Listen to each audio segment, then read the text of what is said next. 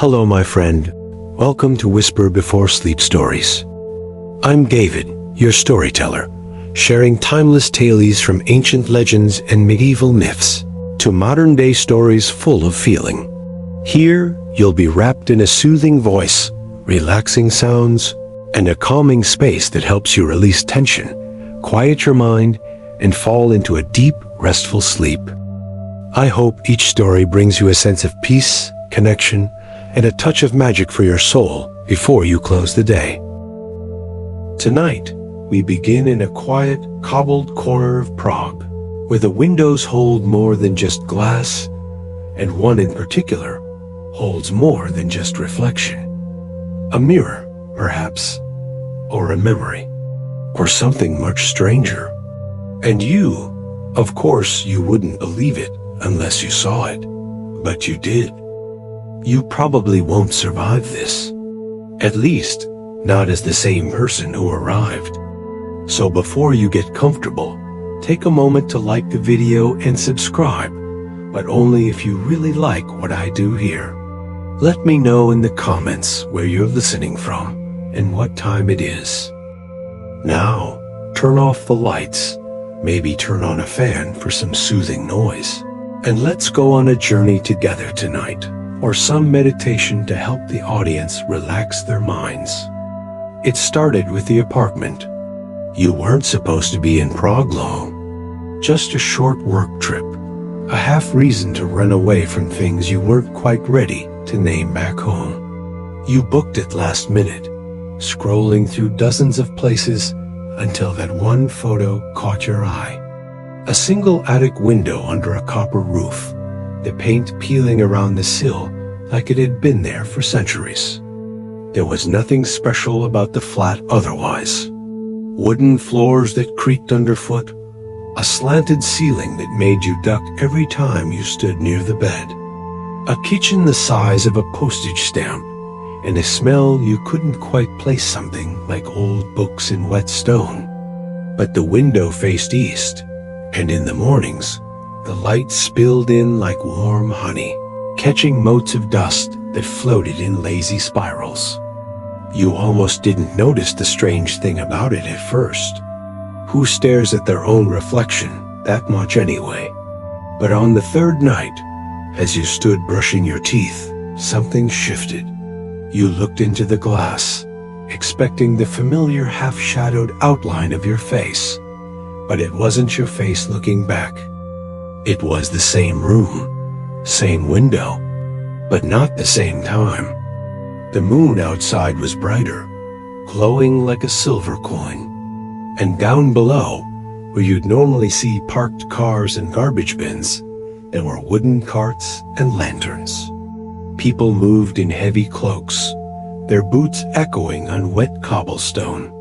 A man shouted something in what sounded like Old Czech. A bell rang, not an electronic buzz, but a deep, resonant toll like those used to call monks to prayer. You blinked. The scene shimmered, like heat waves on asphalt. And then it was gone. Just your reflection again. Tired eyes, toothbrush in hand, blinking like you'd just woken up from a very short, very strange dream. You stood there a long while, not sure whether you imagined it. And honestly, the longer you stared, the more the ordinary world came back in pieces.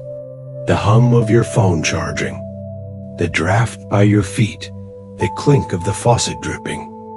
You chalked it up to jet lag, or dehydration, or the leftover absinthe from that weird little bar in Old Town Square. But the next night, it happened again. You were sitting on the edge of the bed, phone in hand, doom scrolling your way through another endless, faceless stream. And then, without turning your head, you saw a flicker in the glass. Not a reflection, a movement, like someone walking behind you. You spun around, no one, just your coat hanging on the door. And yet, when you turned back to the window, the room looked older, rough stone where wallpaper should be, An iron candelabra, flickering softly in place of your IKEA lamp. And a boy, maybe 9, maybe 10, sat where you were sitting, writing carefully on a sheet of parchment. You could see the letters' Gothic script, precise and angular. He paused, head tilting, as if he'd heard something. You felt yourself holding your breath, and then he looked up, right at you. It was only a moment, a blink, and just like that, the room was yours again. But the air had changed. There was a scent of candle wax now, and ink. And though the light in the room was low, you could still feel the warmth of the candelabra that no longer existed. You didn't tell anyone, of course. What would you even say? Hey, I rented a cursed Airbnb with a time travel window? Instead, you started spending more time in that room. Lights off, phone silenced, just sitting on the bed and waiting. Not every night showed something. Sometimes it was just you again, looking vaguely silly in the blue glow of your phone. But when the window changed, it was unmistakable. One night, you saw snowfall, and not the kind that falls softly from above. This one drifted sideways, thick and frantic, whipped by a wind that howled through a narrow alley. The figures below were wrapped in shawls, their faces pale under the street lamps, which flickered like gaslight.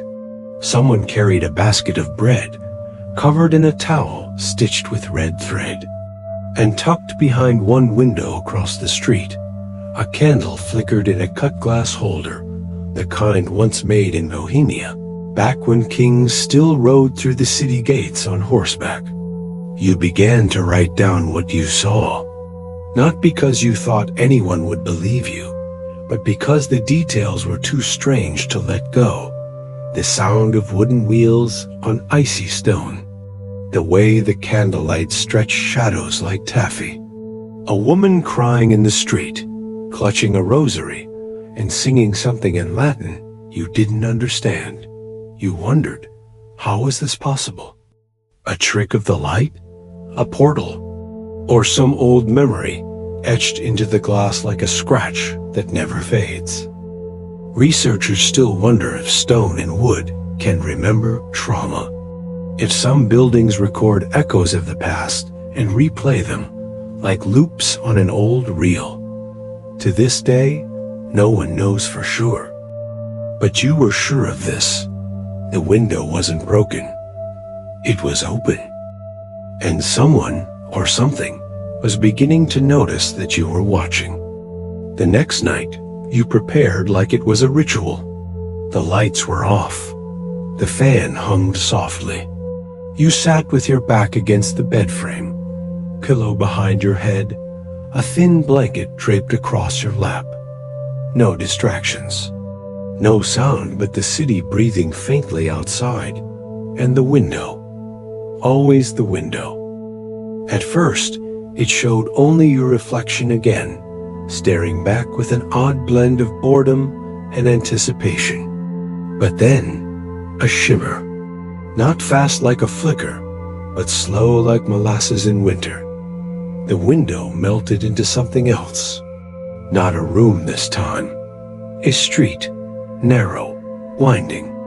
A lantern swinging above a wooden sign that read, Use Latejo Jednorix, the golden unicorn. And the world beyond was darker. Not just night, but medieval night. Thick, inky blackness, broken only by firelight and moonshine. You leaned closer, squinting. Shadows moved between buildings, tall figures in long cloaks and broad hats. Women in linen kerchiefs whispered under eaves, carrying jugs of something steaming. A cart passed, creaking with the weight of wooden barrels, and the driver muttered a song, under his breath half prayer, half-drunken lullaby. Far off, a bell rang, not from a digital clock or modern tower, but from a place deeper older. Tan church, maybe. Or Saint Vitus. The chime echoed through stone and fog like it was calling something awake.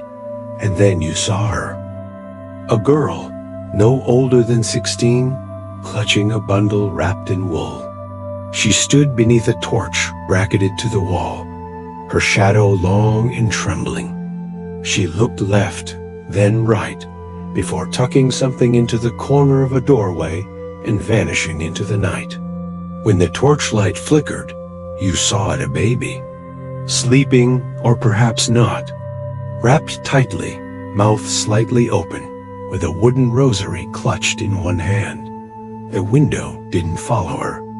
It stayed locked to that doorway for several minutes. You watched as a boy, perhaps a baker's apprentice, merged and stumbled across the bundle. He froze, kneeling down slowly, removing his cap in silence. His lips moved, but you couldn't hear. Still, the emotion was clear, a moment suspended in time. Then the window shimmered again. A change in the light. Now it was day. A different century entirely. The buildings remained, but plastered over. Where there were once thatched rooftops, now there were ceramic tiles. And the people, well, they wore bowler hats and waistcoats, carried newspapers and smoked cigarettes like they were part of the air itself.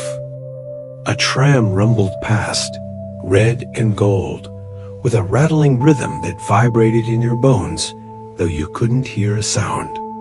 Advertisements fluttered on lampposts, Zesk Pivo, and Edison's light bulbs now in Prague. And across the street, right where the girl once stood, now stood a man in uniform. He was handsome, crisply dressed, medals shining dully beneath the cloudy sun. He paced like he was waiting for someone. You watched as a woman approached, tall, elegant, gloved hands folded at her waist. They kissed briefly, and for a moment, everything stilled. Then the man removed something from his coat, a letter. He pressed it into her hands, whispered something, and walked away. She stood there for a long time, still, almost like she could feel the eyes on her, almost like she could feel you. The window faded again, this time slowly, like it was reluctant to let go. Back in your room, everything felt dimmer. You sat in the dark, heart thrumming like a low drumbeat, not scared exactly, but altered. The next morning, you walked that street. You found the shop that now stood where the baby had been left. It sold novelty t-shirts and magnets shaped like beer mugs. But the archway was still there, worn down by centuries of footsteps, the stone smooth and familiar under your hand. A plaque nearby commemorated something entirely different, a fire that had spread through this quarter in 1689. You stood there a long time, tracing the outline of the plaque, wondering how many lives had passed through that single corner. That night, the window lit up before you even sat down. This time, it showed war. Not a battlefield, but the moments before it. Gas masks, sirens, and blackout curtains drawn tight. You could see the fear in people's eyes, cloaked and silent, walking faster than usual, glancing up at the sky every few seconds like something was already falling. And then the bombs came, not loud, no sound still, but you could see the thunder, the flash, the smoke, buildings crumbling like cake, windows shattering inward, paper floating like ash. You turned away for a moment, unable to keep watching. When you looked back, the scene had changed again. Now, velvet ropes cordoned off parts of a room. Gold-framed portraits stared down at tourists.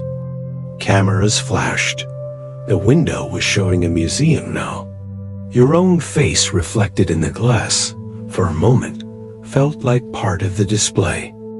You began to wonder if the window chose what you needed to see, if it was guiding you through Prague's story, or yours.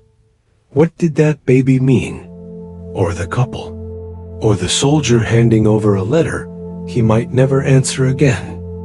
An obscure folktale came to mind, one you read in a museum pamphlet years ago, about a monk who recorded every moment of Prague's history in a book that was never finished.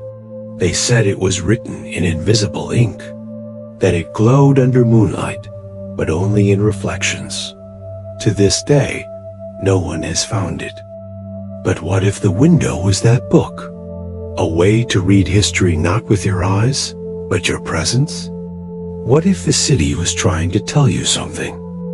Night after night, the window opened its secrets, and you kept watching, wrapped in your blanket, lulled by the rhythm of the past. Until one evening, just as you were drifting off, someone on the other side turned and looked directly at you, not past you, not through you, at you, and smiled.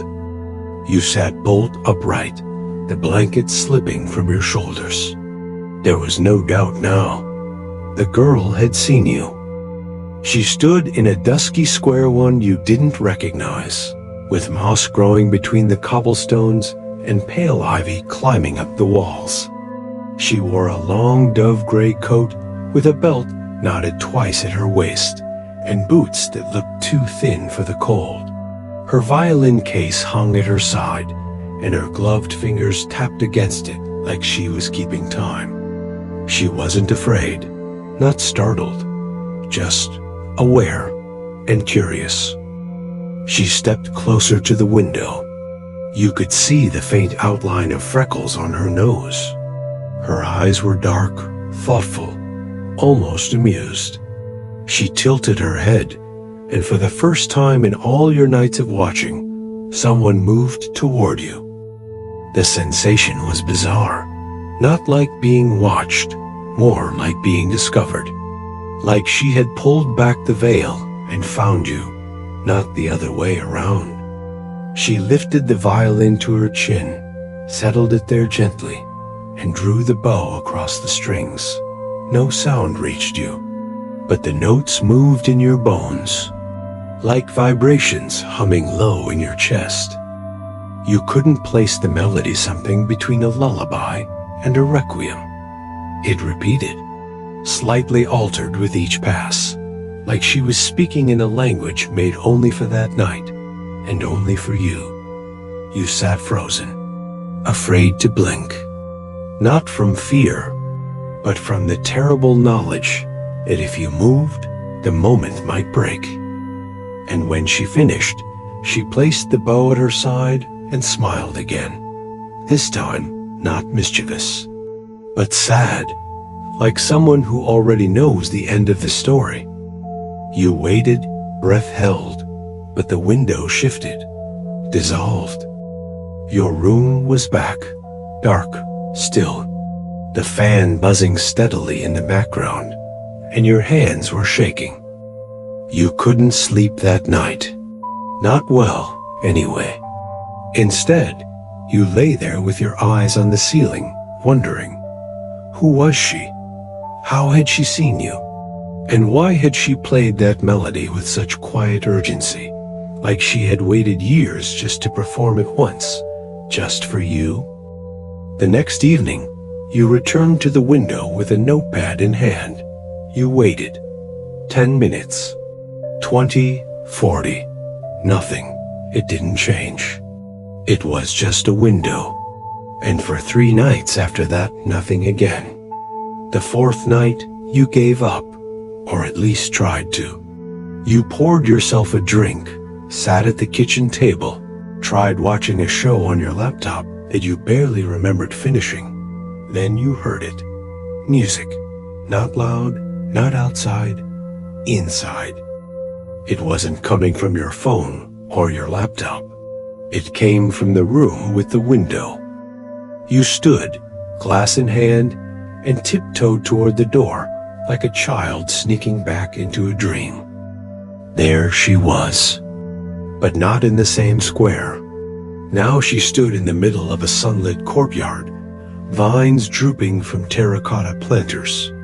A cat curled near her feet, and pigeons flapped gently from ledge to ledge. She played again, slower now. But the strangest thing was, she wasn't alone. People sat nearby, men in suspenders, women in wide-brimmed hats. They clapped softly when she finished. One man handed her a coin, which she tucked carefully into a jar at her feet. Then she did something new. She walked to the edge of the scene and gently tapped the glass. Twice, you gasped, loud enough to scare yourself. She heard it, or she felt it. She stepped back, looked straight at you, and mouthed something. Not in English, not in Czech. Something older. You wrote the shape of the syllables down phonetically. Later, you would find out they resembled a phrase from an old Moravian dialect. Do not forget the time we shared. Who was she? A ghost? A memory caught in amber? Or was she real, someone from another time with a window of her own, watching you as you watched her? Historians sometimes speak of thin places points, where the veil between worlds is stretched so fine it flutters with the breath of both. Prague is full of them. Always has been. And still, no one can explain what they are. Why some people feel them. Why some people are chosen to feel them. You started calling her the violin girl. Even scribbled sketches of her face in the margins of your notes. You couldn't stop thinking about her. Not in the obsessive way. In the haunted way. Like a song stuck in your head. Like a dream that knows your name. You began to wonder. Had she played for others? Were you just one of many who had seen her from other cities, other windows? You searched the archives at the Prague City Library, asked a few gentle questions to the old archivist with coffee-stained fingers. She led you to a brittle collection of sketches and wartime diaries. One stood out. A charcoal drawing. A girl with a violin, dated 1913. Played near Malastrana, the caption read. Disappeared one evening without a trace. You took a photo, compared it to your notes, the coat, the bow, the sad smile. It was her. And suddenly, the window wasn't just history. It wasn't just dreams or impressions or lingering trauma. It was connection. Across centuries. Across silence. And now across purpose. Because the next time the window lit up, it didn't show her. It showed you. But not now you. Not phone in hand. Blanket around your shoulders you. Someone older. Someone in clothing not worn for over 100 years. Someone who looked out of the same glass with a gaze just as searching. And that person blinked and tilted their head and began to write. Just like you had. You couldn't move. You couldn't even breathe. The version of you in the window wasn't a perfect mirror. They were thinner, maybe. Paler. Their clothes looked borrowed from another century linen collar. Suspenders, dark trousers with 2 short hems. They sat cross-legged on a wooden floor that wasn't quite your own, writing in a small leather-bound book. But their face, your face, was unmistakable. And they didn't just look at you. They saw you. For the first time since arriving in Prague, the cold you'd been feeling in the corners of your spine began to shift. Not away, not toward fear, toward something quieter. Recognition. It was like finding a photo of yourself in someone else's family album. You don't know how you got there, but you know you belong. And then, like Violin Girl had done before this older, you mouthed something. 3 syllables. You leaned in, It sounded like, "Come back soon." Then they closed the book, stood, and walked out of frame. Just like that, gone. The room lingered in the window for a moment longer, an oil lamp still burning, books stacked along the edge of a table, a wool coat hung on a hook beside the door. Then the scene dissolved, and the window was dark again. Your heart was racing. You sat there, stunned, until the silence became too loud to bear. And then, against all logic, you laughed. A soft, tired, confused laugh. Because what was this? What had the window become? It started as a reflection. Then it showed history. Then it showed memory. And now identity. You got up and opened the notebook where you'd been recording everything. You flipped back through pages, drawings, names, fragments of songs, guesses about time periods and candle types and historical context. And there, scribbled without any memory of writing it, were 3 words. You've been here. Not past tense, like you'd left. Present perfect, like it was still happening. And somehow, that made sense. That night, the window didn't light up, and neither did the next. Or the one after that. You started dreaming instead. Not dreams like before. These were lucid, tangible. You dreamed of walking through narrow Prague alleys where every footstep echoed like it was wrapped in velvet. You dreamed of placing a note into a violin case, then vanishing into the fog. You dreamed of lighting a candle beside a window and watching the flame bend sideways, as if pulled by the breath of another century. You woke each morning more rested than you had any right to be, like your soul had been walking while your body slept. Then came the night the window returned. You were brushing your teeth when it shivered. No build-up, no soft fade, just there. Only this time, it wasn't Prague. Not the city you recognized, anyway. The buildings were there, yes, but they shimmered.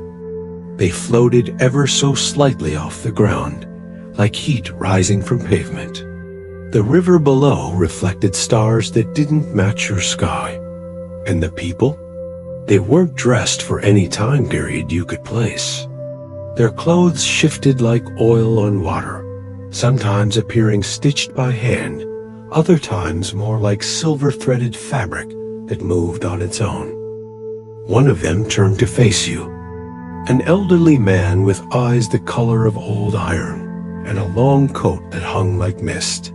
He smiled, then lifted a hand, and in that moment, the entire window pulsed, not with light, but with time. You felt it pass through you, like being underwater when someone drops a stone nearby. A ripple, a pull. You stepped forward, not meaning to, just 1 foot, slightly toward the glass. And for the first time, the window didn't hold your reflection. It held your shadow, your outline stretching into that impossible place. And the moment you blinked, the window blinked back. Historians argue whether time is a line, a loop, or something else entirely.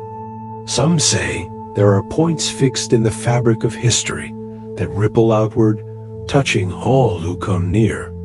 Others claim that time is personal, subjective, bound not by clocks, but by memory and emotion. Researchers still wonder if Prague itself is such a place, if the city is more alive than we think, that its stones don't just remember footsteps, they remember people. And the window, well, maybe it's not the only one. You didn't sleep that night. You waited, not for the window to change, but for it to open. And it did. You woke from a half-dream to find it glowing faintly, like moonlight filtered through milk. The violin girl stood there again, older now, her coat heavier, her hair tied back. She placed a hand on the glass, and this time you mirrored her. Your hand to hers, warmth, not physical, but real. And that was the night you understood. The window didn't show time. It showed possibility. Every choice, every version of you, every life that could have been or still might be. And the people you met through it, they weren't ghosts. They were echoes, mirrors, versions of the city and yourself, overlapping in gentle waves. And it made you wonder, what happens when two reflections stop being separate? When the window becomes not just a view, but a door? That night, as you fell asleep, you left your hand on the glass. And in the moment before you fully drifted off, you swore you felt fingers on the other side. The next morning, the window was ordinary again. Just plain glass, flecked with dried raindrops and a layer of urban dust. You stared at it for a long time, waiting for something to shimmer, to shift. Nothing. No girl. No street. No war or candlelight. No version of you from another age. But still, the feeling lingered like static in the air after a thunderstorm. The sense that something had passed through you, and that something of you had passed through in return. You moved slower after that. Each morning felt heavier, like your body was remembering dreams your mind couldn't. You walked through the city differently, too, more deliberately. You noticed things, hidden sigils carved into old door frames, stone faces peering from cornices above second-story windows, brass handles worn thin by 100 years of turning. You retraced the streets you'd seen in the window, the alley with the violin, the corner where the child had been left, the tram stop near the man with the letter. And you realized those places were real, still there. Not always exactly as they were, but not gone either. You wondered if someone in 1887 had stood in the same spot you now occupied, watching the same sky turn to dusk. If the future had shimmered just beyond their reach. If they, too, had waited for a window to open. You found yourself buying a candle tall and thin, like the one in the glass holder you'd seen in the snowstorm vision. You lit it each night before sleep, letting the wax drip slowly, marking time in a way that didn't depend on hours. And still, the window stayed silent. Then, one evening, it returned. No warning, no flicker, just there. The scene this time was strange. A room that looked almost like yours. Same bed, same angle of the light, but the details were off. The books on the shelf were different. A phonograph sat where your phone charger usually lived. A heavy wool blanket with an embroidered crest covered the bed. And there you were again, or someone like you, sitting at the desk, writing. You leaned forward. The handwriting looked familiar. And then they stood up and walked to the window, right to the glass, right to you. And this time, they did not speak. They opened the window. A breeze stirred your curtains, but your window hadn't moved, not physically, but you could feel the air, cool, earthy, laced with the scent of something ancient and green. They held out a hand, not forcing, not inviting, just offering. You didn't take it, not yet, but you did place your hand against the glass again, and this time, the surface gave way, slightly, like it was softening, like it was ready. A thought stirred in your chest, not a word, but a knowing. When you're ready, you can step through. Not in the way movies show, Not with sparks and swirling colors, just a small shift, like turning a page, like taking one extra step that doesn't land where you thought it would. You didn't step through that night, but you left the window open, just a crack, just enough to feel the difference between air and time. The violin girl didn't return again. Maybe she'd finished her message. Maybe she had moved on to another window. But sometimes, when you walk near Malastrana at twilight, you swear you hear her melody, floating just above the noise of traffic, just beyond the reach of now. Historians might never agree on what the window was. They'll debate architecture and thermal currents, reflections and illusions. And now, as the days grow longer, you leave the window uncovered. You sit beside it with a book, sometimes a candle. And when the light is just right, you watch for the shimmer. Just in case, because deep down, you know, there are other versions of you still watching, still listening, still waiting. And one night, when the city is quiet and the air is soft and you've forgotten what day it is, you might hear a knock on the glass. And this time, you'll know exactly what to do. Wind down. So now, my friend, just rest. Let your breath settle into something slower, deeper. Let the rhythm of the past carry you gently into sleep. Maybe you'll dream of cobbled streets or torchlight flickering against old stone. Maybe the violin girl will return with her melody, haunting and sweet. Or maybe, just maybe, you'll see the window again. Soft edges, quiet colors, and the faint feeling that something has been waiting for you across time. You don't have to understand it.